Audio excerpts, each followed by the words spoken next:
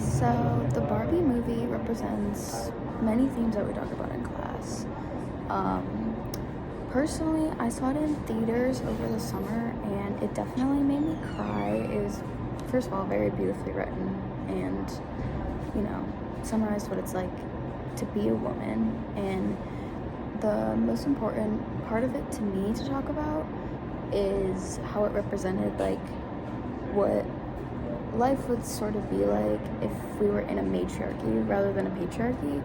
And I remember specifically I saw it with my boyfriend and he had said to me oh, that's not fair that women get to rule everything. And so I told him, I was like, that's how I feel every single day, because we live in a patriarchy and men get to basically rule most things, even though it's not defined that way. It's kind of how it is. I mean, the government is basically all men and stuff like that. And I just found it really ironic because I also talked to a lot of my male friends about this, and I just found it really ironic how they were talking about, oh, we shouldn't give women any ideas, and we don't want them to hate men and want their own government or something. And it was just really ironic to me. But anyway, yeah.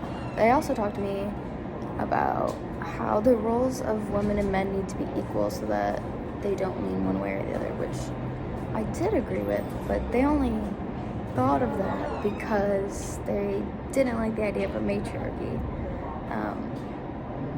But yeah, that is true. I think the idea in itself really represents that it would be better if women and men got equal say and equal everything in government, because when the Kens were just kind of ruling everything, it was just a hot mess. And when the Barbies were ruling everything, they made sure that everything was pink and sparkly and whatever, and then the men didn't really get a say when what they wanted.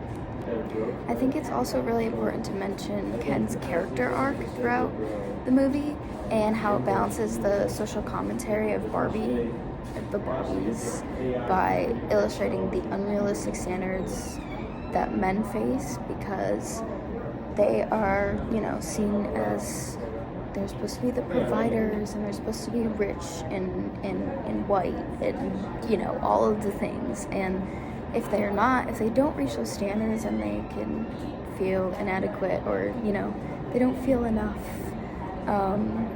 because of this illusory ideal of hegemonic masculinity, basically.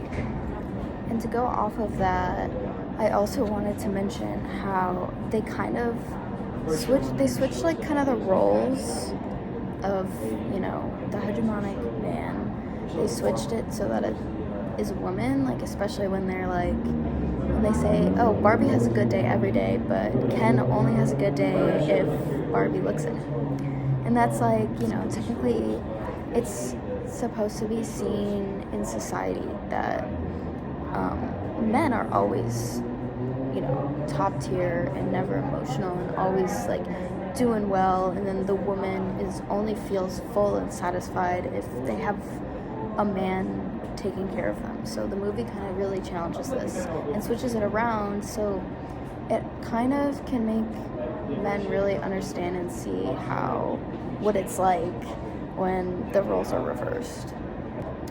They also kind of show in the movie that Barbie is this unattainable beauty standard, and it kind of how the Barbies themselves, the Barbie dolls, made they were supposed to be what every girl played with, so every girl wanted to be Barbie, with the blonde hair and the perfect figure and all of this, and no stretch marks and no any of that, and that's what can make men never have a good day unless Barbie looks at them. And I think that's really important when I mention the male gaze, because it also talks about how Barbie was made by a man, and so of course this is what a man thinks a woman should look like, is Barbie with perfect curves, perfect figure, blonde hair that looks like fresh every day, and that just, you know, really shows that it was made for men at the end of the day, because they want women to be like, oh, I want to look like Barbie. Anyway, that was just a bunch of things that the movie made me think about and analyze when I was really watching it. I'm sorry I had to do a bunch of clips because I'm outside. It's literally the only place I could record this.